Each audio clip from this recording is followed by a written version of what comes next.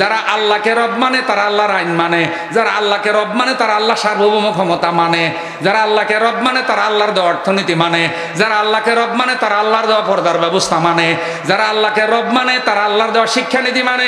জন্ম থেকে মৃত্যু পর্যন্ত, রান্নাঘর থেকে সংসদ পর্যন্ত সব ক্ষেত্রে তারা আইন মানবে কার?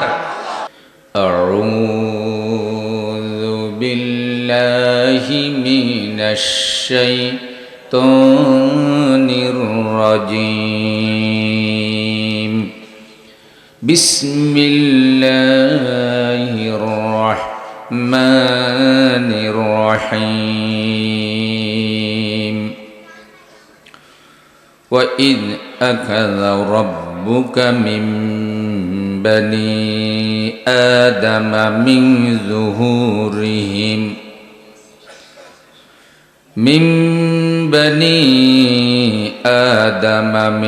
ظُهُورِهِمْ وَذُرِّيَّتَهُمْ وَأَشْهَدَهُمْ عَلَى أَنفُسِهِمْ أَلَسْتُ بِرَبِّكُمْ قالوا بلى شهدنا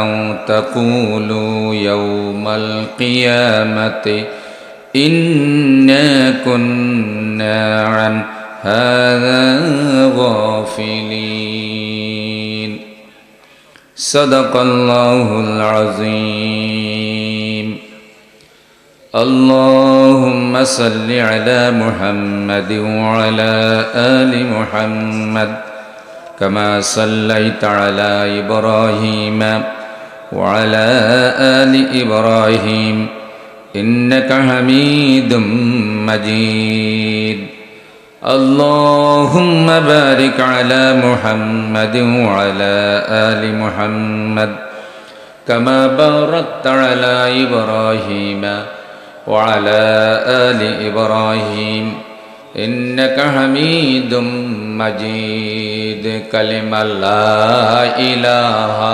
إلا الله لا إله إلا الله لا إله إلا الله لا إله إلا الله لا إله إلا الله محمد رسول الله صلى الله عليه وسلم। নোয়াখালী জেলার সোনাইমুড়ি থানার অন্তর্গত বজরা শিলমুর দক্ষিণপাড়া এলাকাবাসীর উদ্যোগে আয়োজিত বাৎসরিক তাফসিরুল কোরআন মাহফিলের সম্মানিত সভাপতি আমার প্রিয় ভাই লন্ডন প্রবাসী জনাব আবুল কালাম আজাদ হাফেজাহুল্লাহ, আমাদের বাংলাদেশ থেকে দীর্ঘ সময়ে গেড়ে বসা স্বৈরাচার বিদায়ে যেসব তরুণ ছাত্র জনতা জীবন দান করেছেন, আহত হয়েছেন, আল্লাহ তাদেরও জানমালের কোরবানি কবুল করুন। ছাত্র আন্দোলনের সময় আহত হওয়া একজন ভাই আজকেও হাসপাতালে ইন্তেকাল করেছেন। কত মানুষের প্রাণ গেল, কত শিশুর প্রাণ গেল, মহিলাদের প্রাণ গেল, কত তরুণ যুবক হাত হারালো, পা হারালো, কত সন্তান মা বাবা থাকা অবস্থায় বেওয়ারিশ লাশ হিসাবে তারা দাফন হয়ে গেল। মা বাবা চোখের পানি ফেলে কবরস্থানে গিয়ে ছেলের কবর তালাশ করে, বেওয়ারিশ লাশ হিসাবে দাফন হয়ে গেছে, কোনটি যে তার ছেলের কবর এটাও চিনে না। পিতামাতার জন্য এর থেকে কষ্টের বিষয় আর হতে আল্লাহ তাআলা ওই পিতামাতাদেরকে আল্লাহ আপনার রহমত দিয়ে সান্ত্বনা দান করুন, তাদেরকে সবর দান করুন। তাদের সন্তানরা যে আল্লাহ অন্যায়ের বিরুদ্ধে, অত্যাচারের বিরুদ্ধে প্রতিবাদী হয়ে জীবন দিয়েছে, এই জীবন দেওয়াকে তাদের গুনাহ মাফের উসিলা বানায় দিন এবং তাদেরকে জান্নাতুল ফিরদাউসে জায়গা করে দিন। হাজরিন, আমি সূরা আরাফ থেকে 171 নম্বর আয়াতে কারিমা পড়েছি। ইনশাআল্লাহ এই আয়াতে কারিমার আলোকে আমি কিছু কথা বলার চেষ্টা করব। আমা তৌফিক ইল্লা বিল্লাহ। আল্লাহ রাব্বুল আলামিন বলেন, ওয়া ইয আখাযা রাব্বুকা মিন বানি আদামা মিন যুহুরিহিম ওয়া যুররিয়াতাহুম।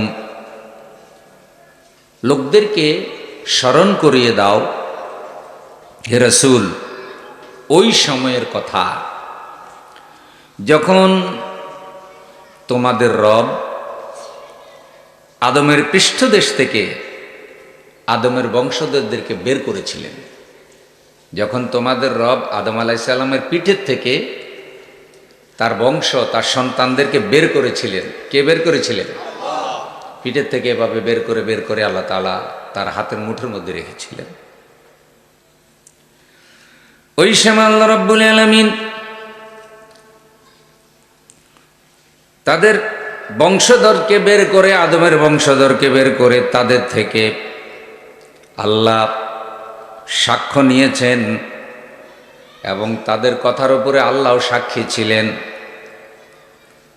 আল্লাহ রাব্বুল আলামিন নিজের কথার উপরও তাদেরকেও সাক্ষী বানালেন। সেটা কি? ওয়া আশহাদাহুম আলা আনফুসিহিম আলাস্তু বিরাব্বিকুম ক্বালু বালা।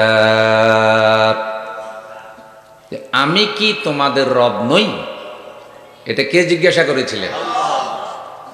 আদম আলাইহিস সালামের পিঠের থেকে যে সন্তান বের করেছেন, এই সন্তানদেরকে ওখানে রেখে ওদের ওই কথার উপরে আল্লাহ সাক্ষী। আবার তারা নিজেরাও তো, যারা সাক্ষ্য দিয়েছে তারাও তো সাক্ষী। আমি এখন এখানে কি কথা বলতেছি এটার উপর আমিও সাক্ষী, আপনারাও কি সাক্ষী? আল্লাহ রাব্বুল আলামিন তাদের থেকে তাদের নিজের উপরে সাক্ষী বানিয়ে তাদেরকে জিজ্ঞেস করলেন, আমি কি তোমাদের রব নই? ক্বালু বালা। তারা সকলে বলেছিল, কেন নয়, অবশ্যই আপনি আমাদের রব। কে? আমাদের সকলের রব।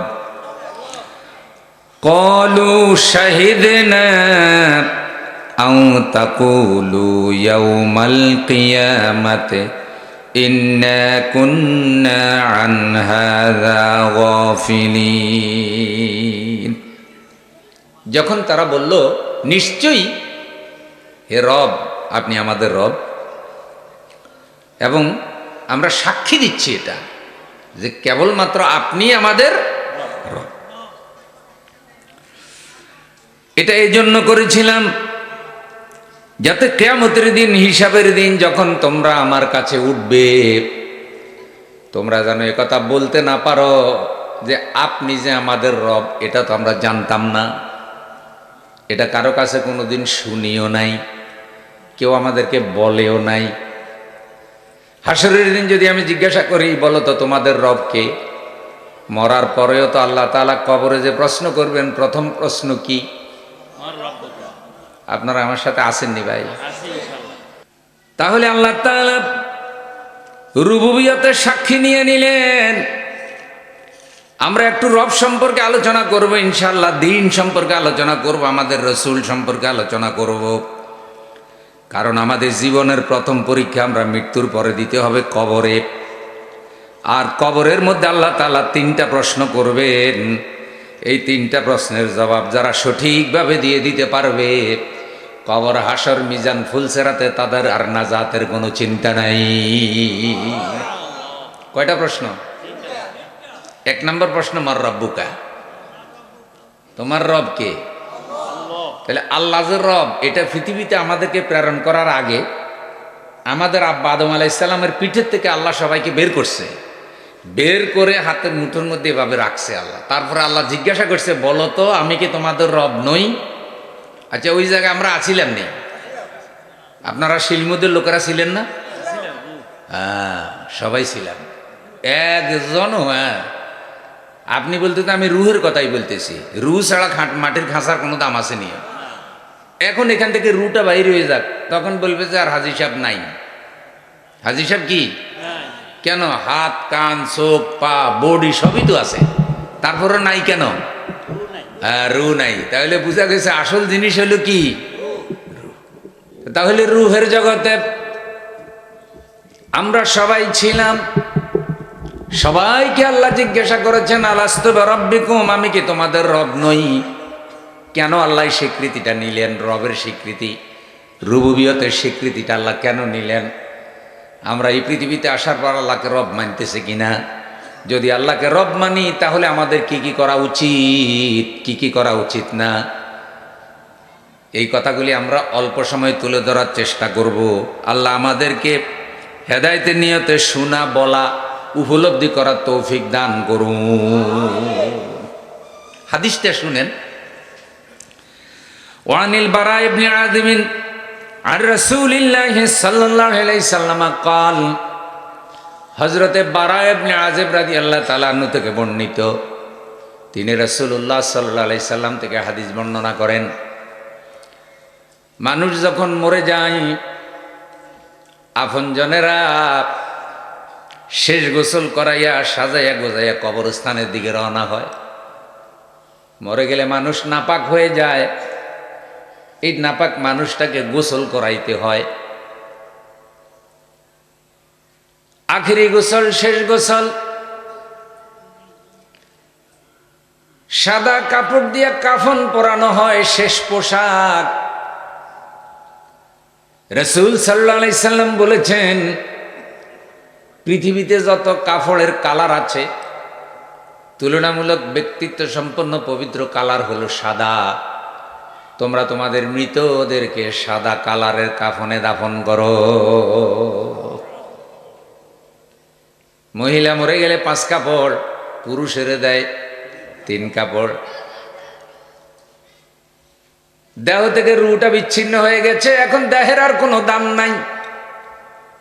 মাটির দেহ কি করবেন? মাটিতেই পুঁতে ফেলতে হবে। আল্লাহ তাআলা মনে করাই দিচ্ছেন, জানা থাকলে সবাই পড়েন, মিনহা খালাকনাকুম ওয়া ফিহা নুঈদুকুম ওয়া মিনহা নুখরিজুকুম তারাতান উখরা। বান্দারে, আমি আল্লাহ তোমারে সৃষ্টি করেছি এই মাটি থেকে, আবার দাফন করা হচ্ছে, রেখে যাওয়া হচ্ছে এই মাটিতে। আবার আখিরাতে আল্লাহ রাব্বুল আলামিন হিসাবের দিন এই কবর থেকে, এই মাটি থেকে তোমাকে বের করবে। এই ক্ষমতা আল্লাহর আসেনি? তাহলে আমাদের সৃষ্টি মাটি থেকে, সেই মাটির দেহ, মাটির খাসা দুনিয়ার উপরে পড়ে থাকলে পচে যাবে, গলে যাবে, দুর্গন্ধ বের হবে, পরিবেশ নষ্ট হবে। তাই আল্লাহ তাআলা আদমের বড় ছেলে ছেড়ে ছোট ছেলে প্রথম হত্যাকাণ্ড ঘটালো। এক ভাই আরেক ভাইকে মেরে ফেললো, হাবিল কাবিল। আল্লাহ তাআলা কবর দেওয়ার পদ্ধতি শিখালেন। 2টা কাক ফাটালেন, কাক ঝগড়া করলো, একটা মরে গেল। জীবিত কাকটা মৃত কাকটাকে পা দিয়ে টেনে বালি ফাঁকা করে গর্তে ঢুকাইয়া আবার বালি চাপা দিয়া জীবিত কাকটা উড়ে চলে গেল। আল্লাহ তাআলা কবর দেওয়ার পদ্ধতি শিখাইয়া দিলেন। অন্যান্য ধর্মের লোকেরাও তাদের মৃত ব্যক্তিদেরকে বিভিন্নভাবে সৎকার করে, বিভিন্নভাবে লাশ, তারা কি জানি ওটাকে অন্ত্যেষ্টিক্রিয়া অনুষ্ঠান বলে, কেউ জ্বালাইয়া দেয়, আড্ডি গুড্ডি ভেঙ্গে জ্বালাইয়া দেয়, কেউ আবার বসা কবর দেয়, কেউ সোজা কবর দেয়, এক একজন এক একভাবে করে। কিন্তু ইসলাম সবচাইতে সুন্দর সিস্টেম দিয়েছে। সুবহানাল্লাহ। সুন্দরভাবে গোসল করাও, যেন আঘাত না লাগে। ভালো করে লাশের মধ্যে অবাঞ্ছিত লোম সব পরিষ্কার করে নাও। মলমূত্র যেন না থাকে, পেটের মধ্যে চাপ দিয়ে ওগুলো পরিষ্কার করে ওযু করাইয়া একেবারে পাক সাপ করে সুন্নত তরিকায় হালকা গরম পানি দিয়ে গোসল করাও। এরপরে পাক সাপ করে পবিত্র কাপড় পরাও, খাটের মধ্যে শোয়াও। মানবিক সিস্টেম, মৃত ব্যক্তির প্রতি দয়া। প্রিয় ভাইয়েরা আমার, এত সেরা নিয়ামত ইসলাম, আল্লাহ আমাদেরকে জন্মসূত্র দিলেন। আমাদের জন্ম যদি কাফেরের ঘরে হতো, এত বড় নিয়ামত আমরা পেতাম না। জোরে বলেন না আলহামদুলিল্লাহ। জন্মসূত্র ইসলাম পেয়েছি, বিনা কষ্টে পেয়েছি। যে ইসলাম পাওয়ার জন্য সাহাবা একরাম জীবন দিয়েছে। রাসূল সাল্লাল্লাহু আলাইহি সাল্লাম দাঁত ভেঙেছে, কপাল ফেটেছে, হযরতে হামজাকে টুকরা টুকরা করা হয়েছে, হযরতে খাব্বাবের পিঠের মধ্যে লোহার রড গরম করে দাগ দেওয়া হয়েছে। যে ইসলামের জন্য হযরতে বেলালের গলায় গামছা লাগাইয়া রাস্তাতে টানা হেঁচড়া করা হয়েছে। এত রক্তের বিনিময়ে যে সাহাবা একরাম ইসলাম পেয়েছে, আল্লাহ তাআলা আমাদেরকে বিনা কষ্টে জন্মসূত্রে সেই দামি ইসলাম দিয়েছে।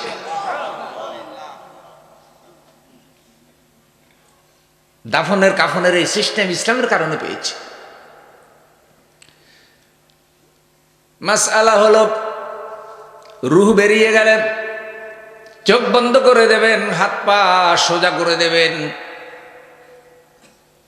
নাভি বরাবর একটা গামছা দিয়ে হাত বেঁধে দেবেন, মুখটা যেন হা করে না থাকে, একটা গামছা দিয়ে অথবা একটা মাফলার দিয়ে মুখের সাথে ভালো করে বেঁধে দিবেন, মাথার সাথে মুখটাকে মিলে থাকবে। এরপরে পরনের কাপড় পোশাক আছে, এগুলো খুলে একটা কাপড় দিয়ে শুধু ঢাকনা দিয়ে দেওয়া, সাদা কাপড় দিয়ে সম্ভব হলে, আর সকলের মুখে ইন্না লিল্লাহি ওয়া ইন্না ইলাইহি রাজিউন। নিঃসন্দেহে আমরা সবাই আল্লাহর জন্য, আর আল্লাহর কাছেই আমাদেরকে ফিরে যেতে হবে। কার জন্য? আমাদের জন্ম কার জন্য? বেঁচে থাকা কার জন্য?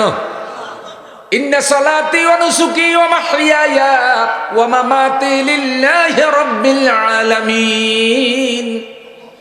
আমার নামাজ, আমার কোরবানি, আমার বেঁচে থাকা, আমার মরে যাওয়া সব আল্লাহ পাকের জন্য। এই যে একটা উদ্বোধনী কথা আমি বললাম, সাজায়া গোজায়া লাশ নিয়ে রওনা হয়, আগেই তো কবর তৈরি করা হয়ে গেছে, বাঁশ কাটা হয়ে গেছে, কলা পাতা খলপা সব রেডি, আখেরি বিদায়।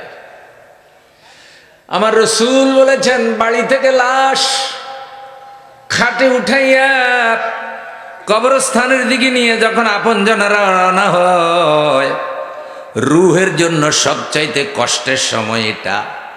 সে চিৎকার করে বলে, আমার ভাইয়েরা, আমার ছেলে, আমার মেয়ে, আমার আপনজন, তোমরা আমাকে কোথায় নিয়ে যাচ্ছ? এই বাড়িতে সারা জীবন কাটালাম, এই বাড়ি, এই ঘর, এই বিল্ডিং, এই জায়গা আমার কিনা, আমার মাথার ঘাম পায়ে ফেলেই সুন্দর বাসস্থান তৈরি করেছি, কোথায় নিয়ে যাও? আমার রাসূল বলেন, তার এই আত্মচিৎকার মানুষ এবং জিন ছাড়া পুরা মখলুক শুনতে পায়।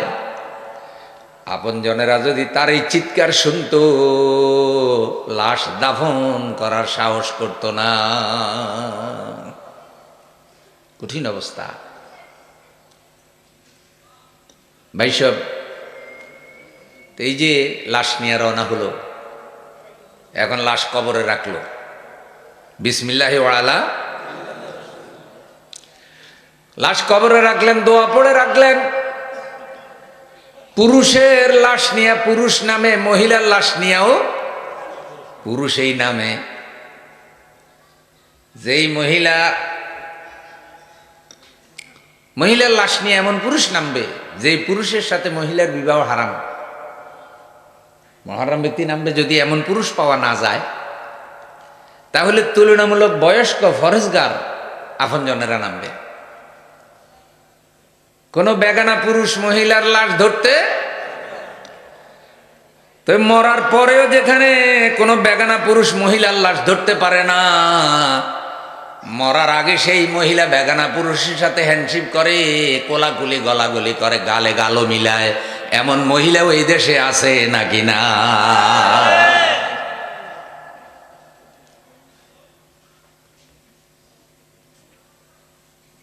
আহা,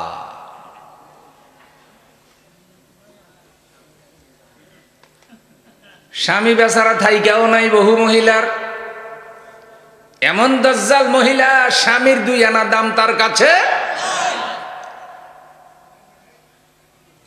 স্বামী বেচারা অসহায় এতিম, আর মহিলা আরো 18 জনের সাথে স্বামীর মতো ব্যবহার করে, মেলামেশা করে। যাদের হায়া শরম লজ্জা থাকে তারা কখনো এরকম ফ্রি চালচলন করতে পারে না। লজ্জা শরম যাদের আছে তারা এটা করতে পারে না। লজ্জা শরম চলে গেলেই কেবল এটা করতে পারে। একটা মহিলার কবরে বেগানা পুরুষ নামতে পারবে না। বেগানা পুরুষ মরার পরে তার লাশ ধরতে, মরে গেলে আপনারা মহিলাকে আমিষাপাড়া বাজারে নিয়ে রাখবেন, সবাই দেখুক এটা বলবেন?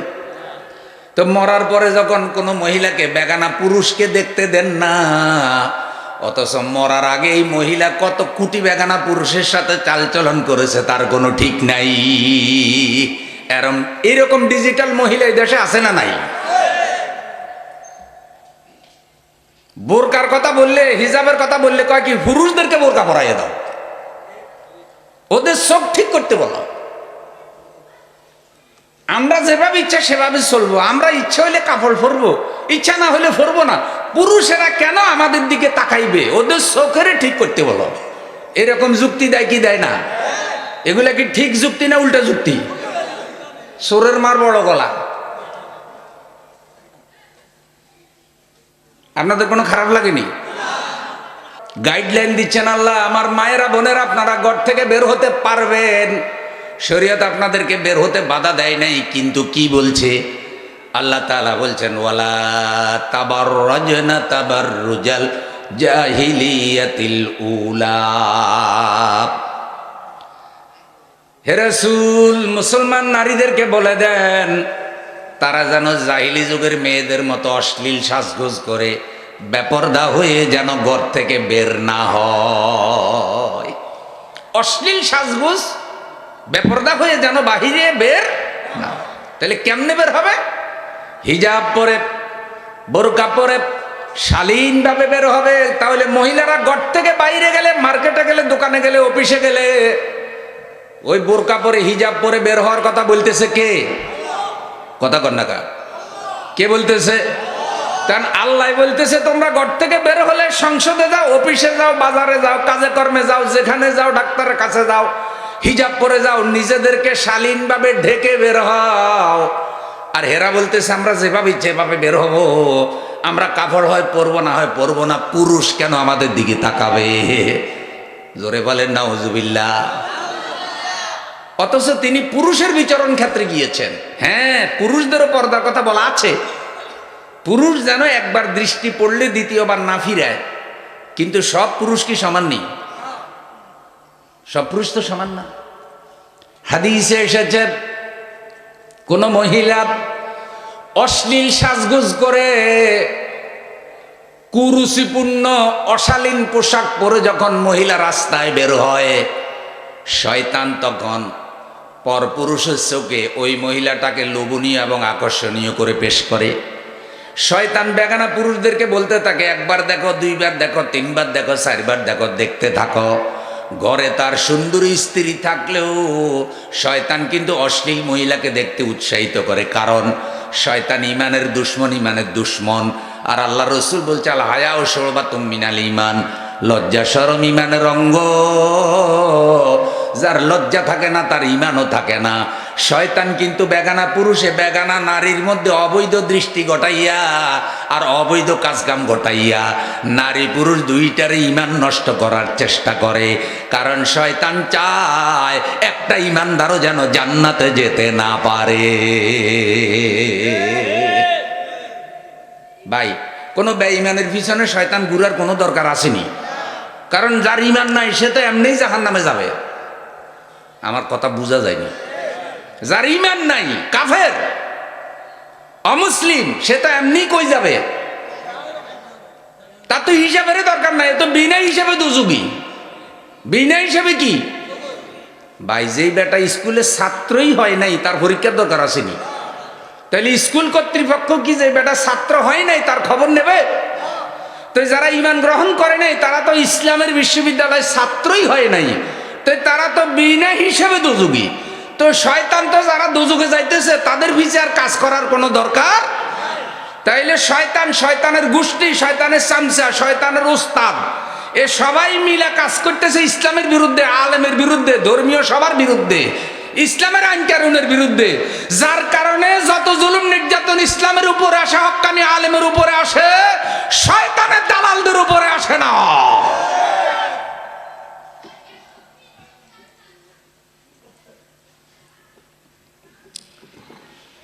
তাহলে আল্লাহ আমাদের মা বোনদেরকে শালীনভাবে চালচলন করার তৌফিক দান করুন। সাথে সাথে পুরুষদেরকেও শালীন হতে হবে। তরুণদেরকে বলি, প্যান্ট বানালে একটু ঢিলা করে বানাবেন, শার্ট বানালে ঢিলা করে বানাবেন। আপনাদের প্যান্ট আর শার্ট যেন এত টাইট না হয় যে কোনোভাবে বসে পেশাব করার কোনো কুদরত নাই। যদি জোর করে বসেতে যান তাহলে প্যান্ট ছিঁড়া যাবে। এত টাইট প্যান্টও আছে না নাই? আল্লাহ জানে এটা কি সিলাইয়া পড়ছে না পইরে সিলেছে, আরো টাইট করে সিলাই। প্যান্টের উপরেরটা থাকবে নাভির উপরে, মনে রাখবেন নাভি কিন্তু সতর, নাভি কি? তাইলে প্যান্টের উপরটা থাকবে নাভির উপরে, নাভি থাকবে প্যান্টের নিচে। এখন ছেলেদের উপরের অংশ নাভির 4 আঙ্গুল নিচে চলে গেছে, এটা আরেকটা ডিজাইন বাইর হয়েছে। এরকম এক ছেলে মসজিদে গিয়ে নামাজ পড়তে গেছে, যখন রুকুতে গেছে, রুকু থেকে সেজদা যাওয়ার পর পিছিয়ে ডাব্বুস করে প্যান্ট পড়ে গেছে। পিছনে একটা ছেলে ছিল, সে বলতেছে তার আব্বুকে যে চলো, এই লোকের নামাজ নষ্ট করে ফেলছে, আর দেখা আর থাকার দরকার নেই। প্যান্টে তো কোনো দোষ নাই, কারণ প্যান্টের এত ছোট বানাইছে, ওইটা উপরে আর থাকতেই পারে নাই, ধাক্কা ছোটে নিচে পড়ে গেছে। তাইলে ছেলেদেরও পোশাক আশাক একটু শালীন হওয়ার দরকার আছে না নাই? শালীন করে বানান, ডিলাডালা করে বানান, টাকনুর উপরে বানান। এগুলো ইসলামী শিক্ষা। আর এগুলা বললেই কয় এগুলা নাকি মৌলবাদী শিক্ষা, জঙ্গিবাদী শিক্ষা। এক ইউনিভার্সিটি শিক্ষক পর্যন্ত বলেছে যে যারা কথায় কথায় আলহামদুলিল্লাহ বলে, মাশাআল্লাহ বলে, দেখলে সালাম দেয়, যাদের ফ্যান টাকনুর উপরে, এগুলা নাকি জঙ্গি হওয়ার লক্ষণ। এত আসতে গেলে নওজুবিল্লাহ। এবার চিন্তা করেন, এই লোকটা শিক্ষিত হওয়ার পর কতটা ইসলাম বিদ্বেষী, ইসলামের ব্যাপারে কতটা মারাত্মক খারাপ ধারণা পাইলে এই কথা সে বলতে পারে। এটা তো মনে হয় জানো এই যুগের আবু জেহেল, আবু লাহাবেরও খলিফা, অথচ নামদারি মুসলমান। প্রিয় বন্ধু, যে কথাটা বলছিলাম, মহিলার লাশ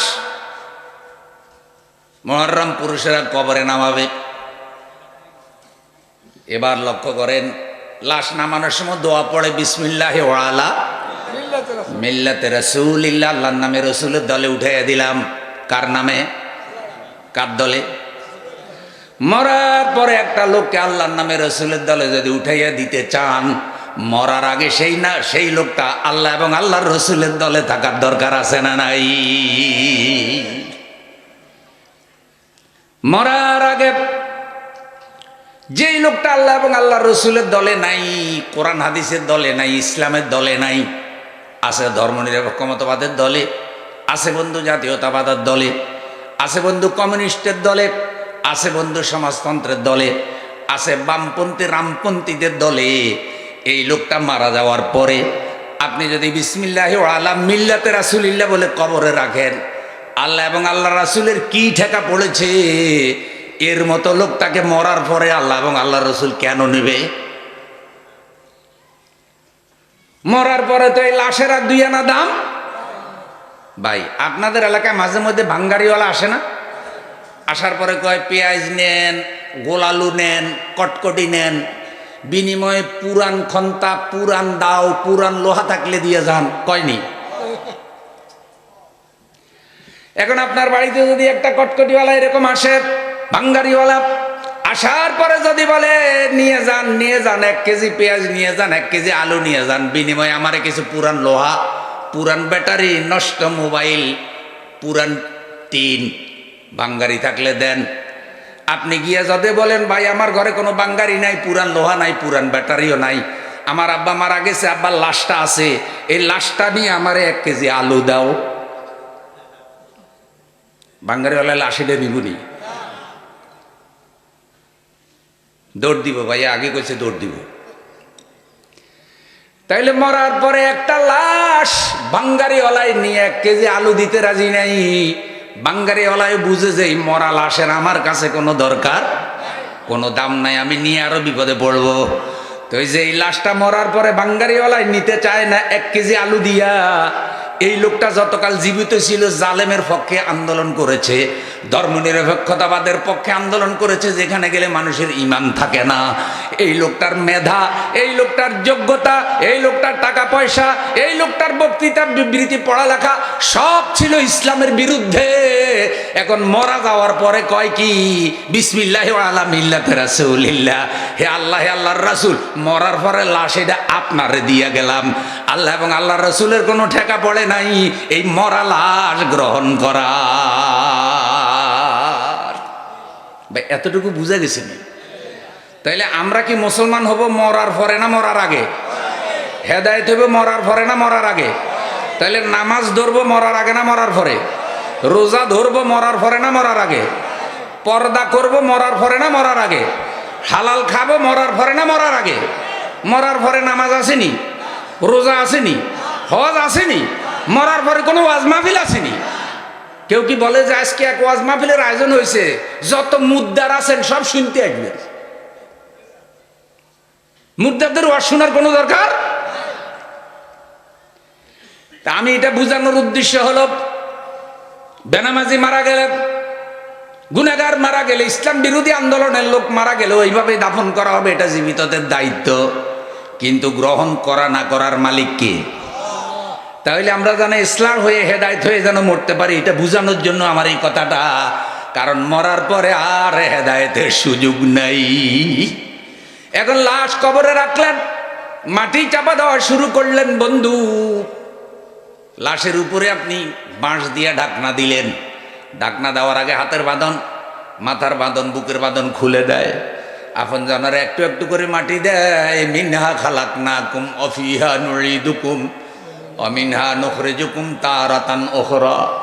ছেলে মাটি দেয়, ছেলের স্বপ্ন তার বাবাকে সে দাফন করবে। নাতি থাকলে নাতিও মাটি দেয়, তারও স্বপ্ন সে দাদার দাফনে শরিক হবে। দাদাও কামনা করে আমি মরে গেলে তোরা দাফন করবি, লাশ কবরে নিবি, আমারে গোসল করাবি।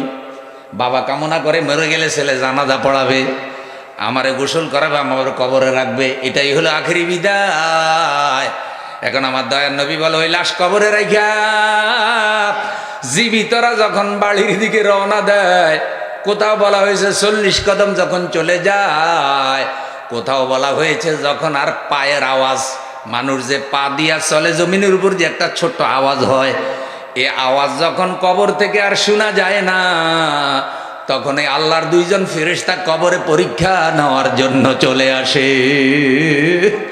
শিলমুদের ভাইয়ারা, এটা জীবনের প্রথম পরীক্ষা। দুনিয়ার পরীক্ষায় ফেল করলে আবার পাশ করা যায়, দুনিয়ার পরীক্ষায় ফেল করলে কিচ্ছু যায় আসে না, কোনোভাবে আপনি জীবন চালাইতে পারবেন। কিন্তু কবরের পরীক্ষায় একবার যদি কেউ ফেল করে ফেলে, জাহান্নাম ছাড়া তার আর কোনো উপায় নাই, জীবনে আর পাশেরও কোনো সম্ভাবনা নাই। আল্লাহ, আমরা সকলেই কবরের দিকে যাইতেছি, দিন যত যাইতেছে কবর তত কাছে আসতেছে। আল্লাহ, তুমি আমাদের সবাইকে কবরের পরীক্ষায় পাশ করার তৌফিক দিও। একটু জোরে বলেন আমিন। সবাই কবরে যাওয়া লাগবে কি লাগবে না? এখন আসেন, সেই হাদিসটাই আমি আপনাদের শোনাচ্ছিলাম। মহানবী বলছেন, ইয়াতিহি মালাকান, তার কবরে আছে ফেরেশতা 2 জন। ফায়ুজলিসানিহি, যাকে কবরে দাফন করা হয়েছে তাকে উঠাইয়া বসায়। ফায়াকুলানে লাহু মার রব্বুকা, অতঃপর ফেরেশতা যাকে জিজ্ঞাসা করে, তোমার রব কে? তোমার রব। এ যদি আল্লাহওয়ালা হয়, এ যদি দিনওয়ালা হয়, ইমানওয়ালা হয়, সে জবাব দেয়, রব্বি আল্লাহ, রব্বি আল্লাহ, আমার রব আল্লাহ, আমার রব আল্লাহ, আমার রব আল্লাহ। আল্লাহ, আমরা যেন এইভাবে জবাব দিতে পারি। একটু জোরে বলেন আমিন। আল্লাহ আমার রব, এই রবই আমার সব, আলহামদুলিল্লাহি রব্বিল আলামিন। 1 নম্বর যদি সঠিক জবাব দিতে পারে, এবার 2 নম্বর জিজ্ঞাসা করে, আমা দিনুকা, তোমার দিন কি? সাথে সাথে সে জবাব দেয়, দিন আল ইসলাম, আমাদের দিনের নাম কি? জোরে বলেন। এরপর এই ফেরেশতা জিজ্ঞাসা করে, মদিনা মুনাওয়ারা থেকে আমাদের রাসূলের চেহারা মোবারক কবরে দেখায়, দেখানোর পরেই জিজ্ঞাসা করে, এই ব্যক্তিকে চিনো কিনা? রাসূলের চেহারা দেখাইয়া কবরওয়ালা যদি খাঁটি ইমানদার হয়, আল্লাহর সন্তুষ্টি নিয়ে তাওহীদের উপরে যদি তার মৃত্যু হয়ে থাকে, দেখেই সে জবাব দেয়, ইনি তো আমার প্রিয় নবী মুহাম্মাদুর রাসূলুল্লাহ, মুহাম্মাদুর রাসূলুল্লাহ সাল্লাল্লাহু। তাহলে তিনটা প্রশ্নের জবাব সঠিক হয়ে গেছে।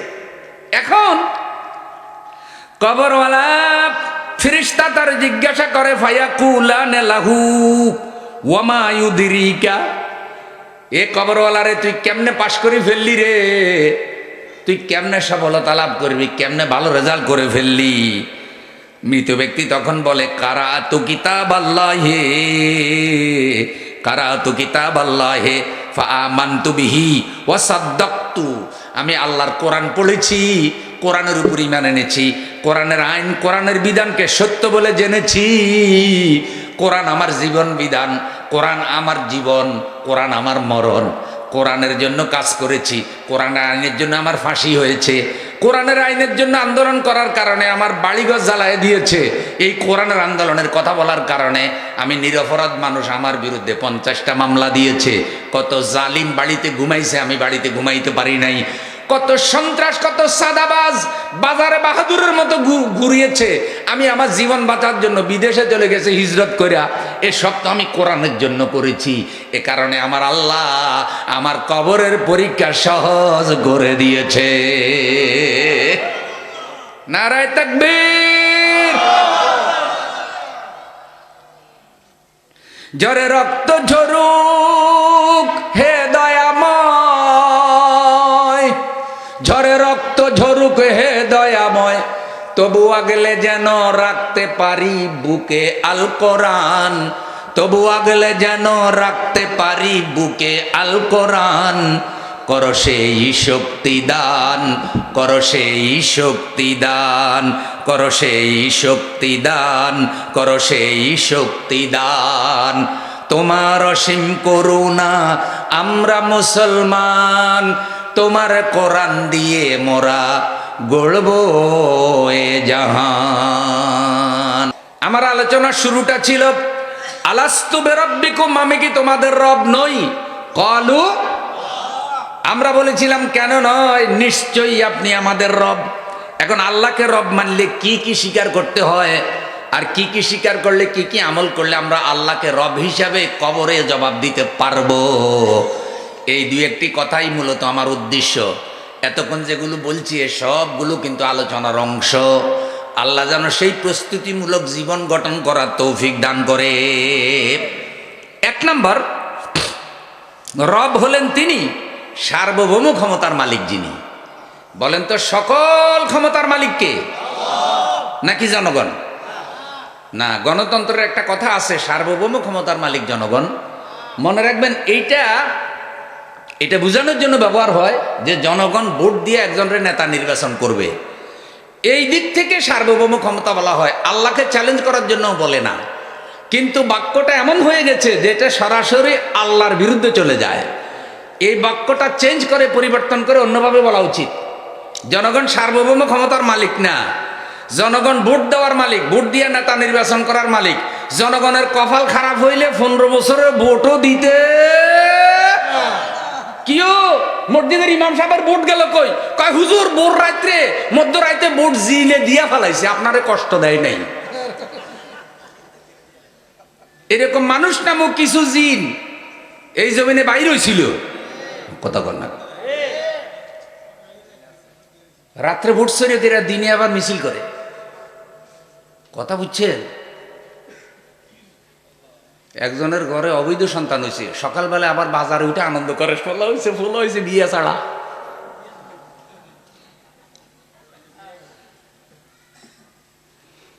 বিবাহ ছাড়া ফলার আঁকিকে আসেনি।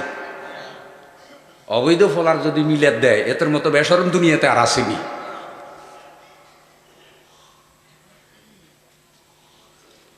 তাইলে জনগণ সকল ক্ষমতার মালিক না, জনগণ ভোট দিয়ে নেতা বানাবে, ভোট দিয়ে নেতা বদলাবে, এইটা জনগণের গণতন্ত্র এই ক্ষমতাটা দিছে।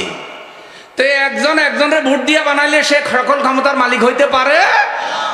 বরং ওই ভোটারদেরকে যিনি বানাইছেন, গণতন্ত্র বা ভোট পদ্ধতি বের করার মেধা যোগ্যতা যিনি দিয়েছেন, যিনি বান্দাকে পরিপূর্ণ বডি, আকল, বিবেক, দেহ দিয়া বান্দা বসবাসের জন্য পৃথিবী তৈরি করে রেখেছেন, পৃথিবীতে বান্দা যেন সব কিছু পায়, তৈরি পায়, জন্মের আগে আল্লাহ সব রেডি করে যিনি দিয়েছেন, তিনি হলেন সার্বভৌম ক্ষমতার মালিক, তিনি হলেন আমাদের রব। আল্লাহ রাব্বুল আলামিন তাই বলেন, হুয়াল হাইয়্যু লা ইলাহা ইল্লা হুয়া ফাদউহু মুখলিসিনা লাহুদ্দিন আলহামদুলিল্লাহি রাব্বিল আলামিন। তিনি চিরঞ্জীব, তিনি ছাড়া কোনো ইলাহ নাই।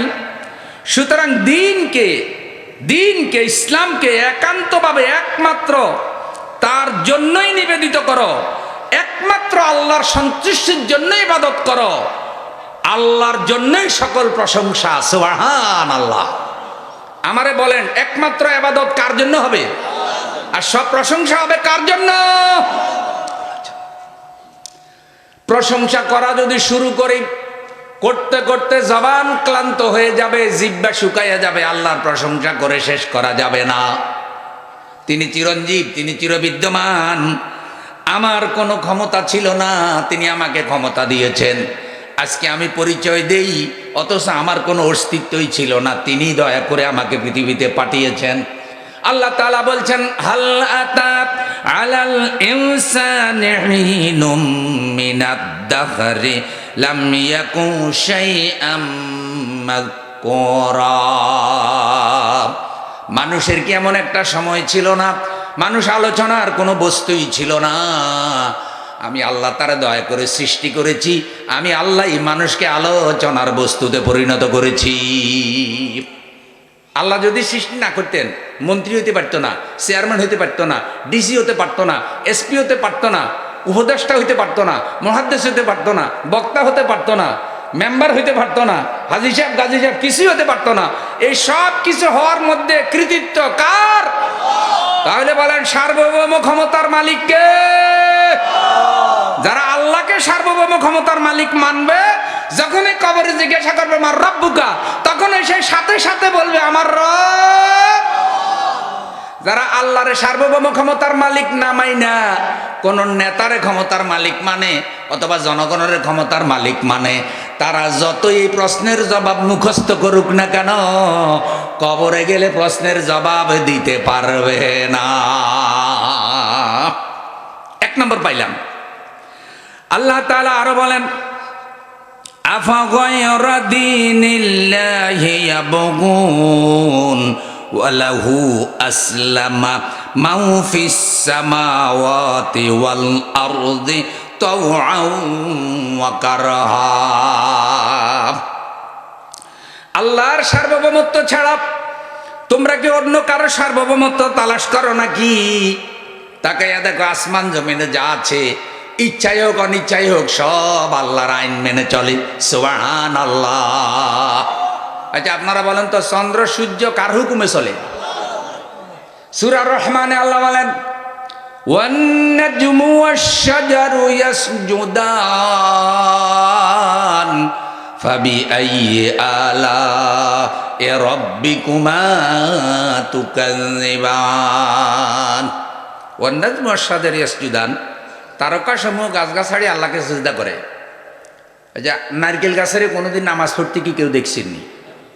আর সূর্য কতক্ষণে মসজিদে এসে নামাজ পড়লো কেউ কি দেখছেননি? তাইলে তারকারাজি, সূর্য, চন্দ্র, গাছগাছাড়ি আল্লাহকে সিজদা করে, এর অর্থ কি?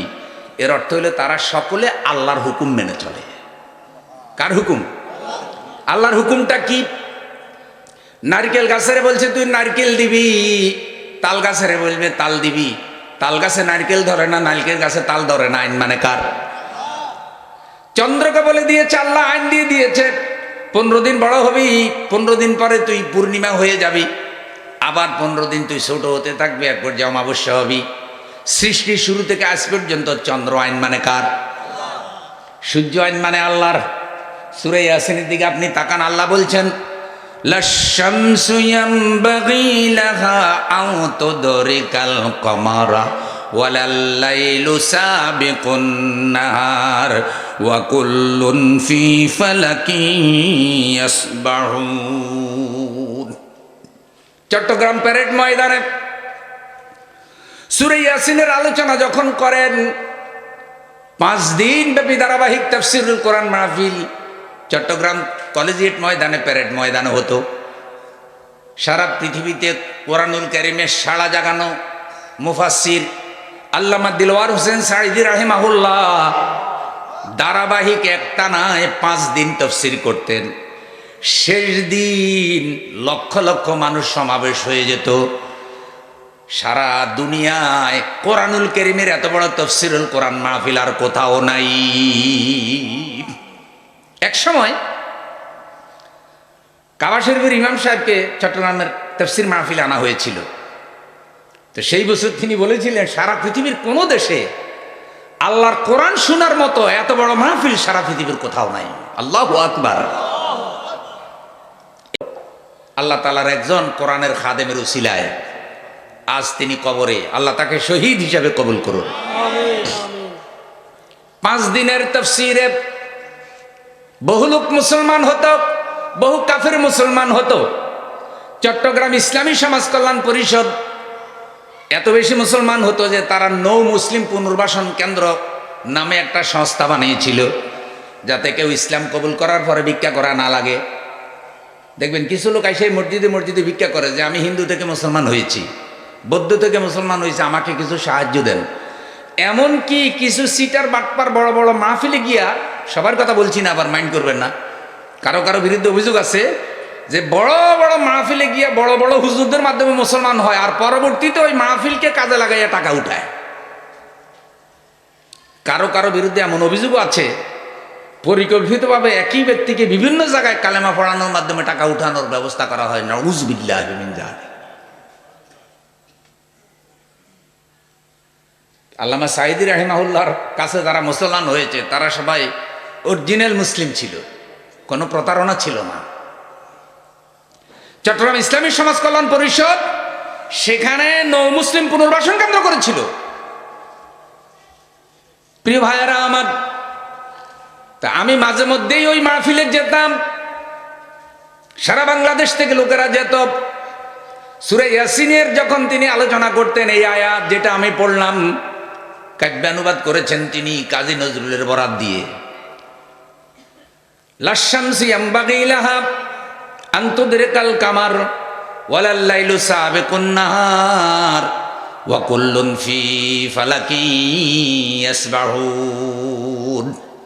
প্রবল জ্ঞানী হইবে যাহারা, আপন মনেতে বুঝিবে তাহারা, রাত্রি পারে না আগে যাইবার, দিনের স্থান করি অধিকার, চন্দ্র বাঁধে না সূর্যের গায়েতে, সূর্য পারে না চন্দ্রকে ধরিতে, যার যে স্থান বহাল রাখিয়া ভ্রমণ করিছে খোদাকে ডরিয়া।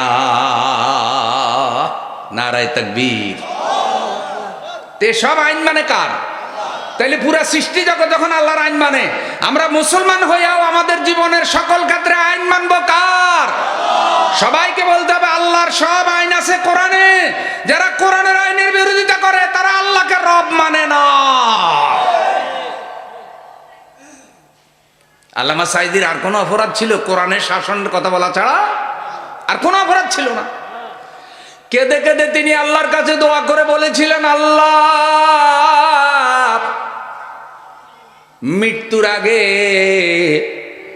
একটা বার কিছু সময়ের জন্য হলেও তোমার কোরআনের শাসন একটু দেখার তৌফিক দিও আল্লাহ। আমরা শুধু দেখতে চাই তোমার কোরআনের শাসনটা কেমন হয়।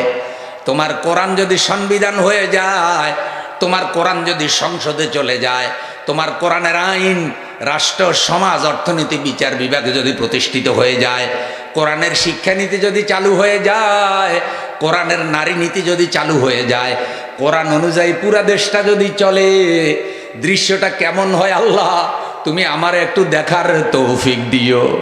কোরআনের পাখি 80 বছরের বেশি বয়স অতিক্রম করে চলে গেলেন। জালেমদের কারণে এই দৃশ্যটাও তার দেখার সুযোগ হয় নাই। যারা এইসব আলেমদের উপরে জুলুম করেছে তারা হাসরের দিন কোরআনের মামলার আসামি হবে, এই কথাও কিন্তু হাদিসে আছে। আল্লাহ রসুল বলছে আল কোরআন হুজ্জাতুন লাকা আও আলাইক, কোরআন হয় তোমার পক্ষে না হয় তোমার বিপক্ষে দলিল হবে। যারা কোরআনের আইনের পক্ষে কাজ করবে কোরআন তাদের পক্ষে আল্লাহর দরবারে সুপারিশ করবে।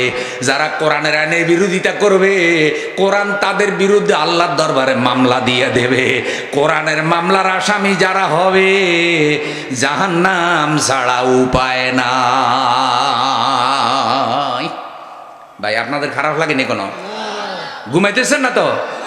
তাইলে আমরা কি কোরআনের মামলার আসামি হইতে চাই? আমার কথা বুঝেন? কোরআন আপনার বিরুদ্ধে আল্লাহর কোর্টে হাসরের দিন মামলা দেবে, আপনি সেই মামলার আসামি হবেন, এটা কি আপনি চান? তাইলে এটা যদি না চাই তাহলে পৃথিবীতে কোরআনের আইনের পক্ষে আমাদেরকে ভূমিকা রাখার দরকার আছে না নয়? তাহলে মুসলমান হইয়া কি করে সে আল্লাহর আইনের বিরোধিতা করতে পারে? দাবি করে মুসলমান, এখনো পর্যন্ত কিছু লোক এই পরিবর্তিত পরিবেশে যেন ইসলামের পক্ষে জনগণের জোয়ার না উঠে এখনো কিছু লোকের ষড়যন্ত্র আছে না নয়? দুইটা কথা আমি বলি। টকশোতে একসময় কথা বলতো যে কয়জন সাংবাদিক, তাদের মধ্যে একজন হলো সাংবাদিক নুরুল করিম। আমি আজকে আসার সময় একটা ভিডিও দেখলাম, তিনি আশঙ্কা প্রকাশ করছে যে 5 তারিখে ছাত্র জনতা স্বৈরাচার বিদায় করেছে এই দেশে জামায়াতে ইসলামী প্রতিষ্ঠিত হওয়ার জন্য না, ইসলাম প্রতিষ্ঠিত হওয়ার জন্য না। আচ্ছা বলেন, এই স্বৈরাচার বিদায় করার পিছনে সবার অবদান আছে, কিন্তু সবচাইতে বেশি অবদান ইসলামওয়ালাদের। সবচাইতে বেশি মার খেয়েছে ইসলামওয়ালারা, সবচাইতে বেশি মার খেয়েছে আলেম ওলামারা। ওরা তো বেচা কিনার রাজনীতি করছে, ওরা মারধর খাইছে কিছু, একেবারে খায় নাই যে এটা না, কিন্তু বেচা কিনার রাজনীতি করছে আলেম ওলামারা তাদের আদর্শ থেকে এক চুল পরিমাণ। তাহলে সাংবাদিক নুরুল করিম সাহেব কি এটা জানেন না? এই দেশে যারা কোটি কোটি মুসলমান আছে তারা কি জনতা নয়? আপনার তো এটা বলা উচিত ছিল। ভবিষ্যৎ নির্বাচনে জনগণ যদি ইসলামওয়ালাদেরকে ভোট দেয় তাহলে ইসলামওয়ালারা ক্ষমতায় যাবে, জনগণ যাকে ভোট দেয় সেই ক্ষমতায় যাক, এটা যদি বলতে পারতেন তাহলে বোঝা যেত আপনি একজন ন্যায় নীতি ইনসাফওয়ালা সাংবাদিক। কিন্তু আপনি প্রকাশ্য একটি মজলুম ইসলামী দলের বিরোধিতা করে আপনি বুঝাতে চাচ্ছেন আপনিও ফ্যাসিবাদী জালেমদের দোসর। আপনারা বামপন্থী আন্দোলন করেন, বামপন্থীরাও আপনারা স্বৈরাচারের বিরোধিতা করেছেন, কিন্তু নিয়ত আলাদা। ইসলামওয়ালারা যেই নিয়তে করেছে আপনারা সেই নিয়তে, আপনারা সাম্রাজ্যবাদের ভিত্তিতে করেছেন, আপনাদের নেতৃত্ব প্রতিষ্ঠিত হবে। আমরা তো আমাদের নেতৃত্ব প্রতিষ্ঠিত হবে, আমরা বড় চাকরি পাবো এই জন্য করি নাই। আমরা করেছি ইসলামের কণ্ঠরোধ করা হয়েছে, ওয়াজ মাহফিলে কথা বলতে দেওয়া হয় না, আল্লাহর আইনের বিরুদ্ধে রোধ করা হয়েছে। সার্বভৌমত্ব ক্ষমতার মালিক আল্লাহ, এই কথা বলার কারণে একটা দলের নিবন্ধন পর্যন্ত বাতিল করা হয়েছে, তাদের প্রতীক কেড়ে নেওয়া হয়েছে, শাপলা চত্বরে আলেম ওলামাদেরকে হত্যা করা হয়েছে। আমরা দেখেছি এই সব স্বৈরাচারীরা অতীতের ফেরাউন নমরুদের মতো হয়ে গেছে। তাই রসুল যে কারণে বিরোধিতা করেছে, ইব্রাহিম আলাইহিস সালাম নমরুদের বিরোধিতা যে কারণে করেছে, মুসা আলাইহিস সালাম ফেরাউনের বিরোধিতা যে কারণে করেছে, রাসূল সাল্লাল্লাহু আলাইহি সাল্লাম আবু জাহেলের বিরোধিতা যে কারণে করেছে, আমরাও স্বৈরাচারের বিরোধিতা সেই কারণেই করেছি। আপনাদের কারণ আর আমাদের কারণ সমান। আপনাদেরকে মেম্বারে প্রার্থী করাইলে তো ফেল করবেন। কথা বলতে সাবধানে বলা উচিত। এদেশে ইসলামপন্থীরা ভেসে আসে নাই, এখন ইসলামপন্থীদের দাওয়াত ঘরে ঘরে পৌঁছে গেছে, বলেন আলহামদুলিল্লাহ। এই জমিনে আলেমদের রক্ত ঝরেছে, এই জমিনে 13-14 বছর যাবত কোরআনের পাখি নিরপরাধ আলেমে দিন জেল খেটেছে, রক্ত ঝরেছে বড় বড় আলেমদের। এই জমিন ইনশাআল্লাহ আল্লাহ দ্বীনের জন্য কবুল হয়ে গেছে। এখন প্রয়োজন আমাদেরকে যোগ্যতা নিয়ে ময়দানে দায়িত্ব পালন করা। আমরা যদি সেই দায়িত্ব পালন করতে না পারি তাহলে আল্লাহ তাআলা হয়তো আমাদেরকে বিজয় নাও দিতে পারেন, কিন্তু দোষটা আমাদের। কারণ মুসলমান দাবি করে আল্লাহর আইনের বিরোধিতা করে, আছে না নাই? তো মুসলমানই যদি বিরোধিতা করে তাহলে পক্ষে বলবে কে? শুধু হুজুররা বলবে? কোরআন কি শুধু হুজুরদের? কোরআন এটা কি কোনো এক দলের নিয়ম? আপনাদের দেশে কোরআন অনুযায়ী বিয়ে হয় না? সব দলের বিয়েই তো হয়। কোরআন অনুযায়ী দাফন কাফন হয় না? সব দলের দাফনই তো হয়। কোরআন অনুযায়ী ইমাম সাহেব মসজিদে নামাজ পড়ে না? সেই মসজিদে সব দলের লোকেরা একই নিয়মে নামাজ পড়ে না? তো কোরআন অনুযায়ী যদি একই নিয়মে নামাজ পড়তে পারেন, কোরআন অনুযায়ী যদি একই নিয়মে বিয়ে করাইতে পারেন, কোরআন অনুযায়ী যদি একই নিয়মে কাফন দাফনে অংশগ্রহণ করেন, কোরআন অনুযায়ী একই নিয়মে ছেলে মেয়ে সম্পদ বন্টন করতে পারেন, তাহলে কোরআন অনুযায়ী পুরা সমাজ, রাষ্ট্র, দিন, সংসদ ভবন, অর্থনীতি, বিচার ব্যবস্থা কেন চালানো যাবে না? আল্লাহর কাছে আপনাদেরকে জবাব দিতে হবে। যারা আল্লাহর আইনের বিরোধিতা করে তারা আল্লাহকে রব মানে না। কথা আজকে এখানেই শেষ। তাহলে আমাদের রব কে? আলাস্তু বিরাব্বিকুম, আমি কি তোমাদের রব নই? কালু বালা, কেন নয়? আপনি তো আমাদের রব। আল্লাহকে রব বলে যদি কবরে স্বীকার করি, ফেরেশতা তো জিজ্ঞাসা করবে তুমি কেমনে পারলা? আমি তো বলবো যে আমি আল্লাহর কোরআন পড়েছি।